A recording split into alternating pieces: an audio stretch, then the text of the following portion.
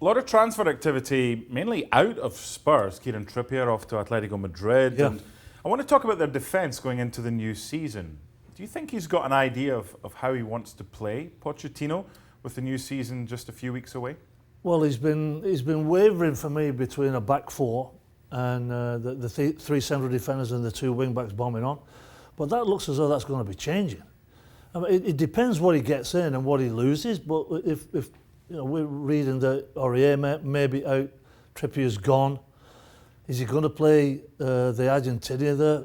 Well, I don't think so. I wouldn't fancy it at all. Foyth played right back for Argentina at Copa America. Yeah, not very well.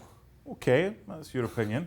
Over on the left-hand side, Danny Rose's future looks a bit dodgy as well. Ben Davies has signed a new deal. Going back to your switching between 4 and 3 at the back. Yep.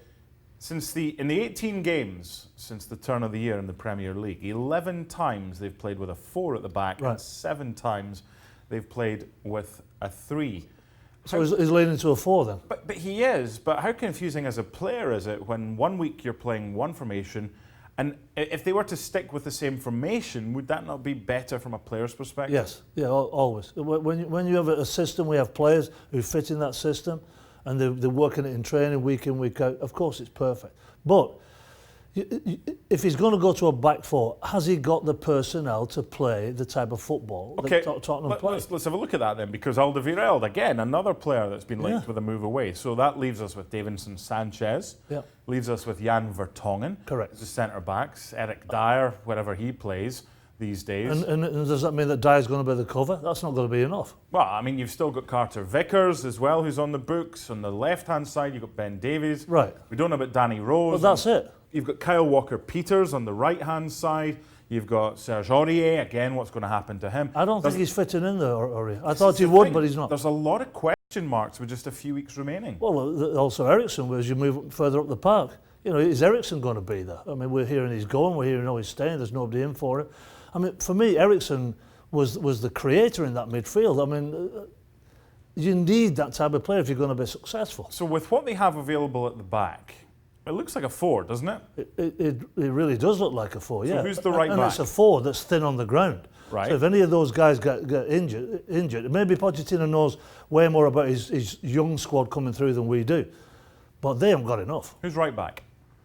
Well, not Foyth for me. I don't think he's a right back. I think you can get after him. I think the top players will get after him. I just don't think he didn't perform very well in the Copa America.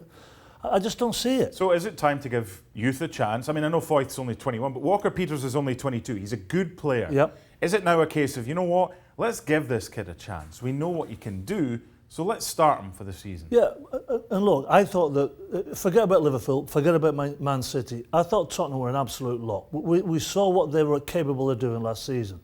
But they had some strength in depth, and he was able to change. At the present moment in time, if those players are going to be leaving, then he's got no depth, so he's got to be really careful how he manages his squad this season. Let me finish up by giving you Lloris in goal, Walker-Peters right back, Jan Vertonghen, Davinson Sanchez and Ben Davies as your back 4. Do you think it'll be pretty close to that? I think it will, but it's thin on the ground. Mm-hmm. It really is. So the Tottenham fans, they're upbeat, and rightfully they should be upbeat, but they're very thin on the ground. They've got to get people in. Yeah, they'll score goals at the other end, there's no doubt about that, but can they keep clean sheets? We'll have to wait and see.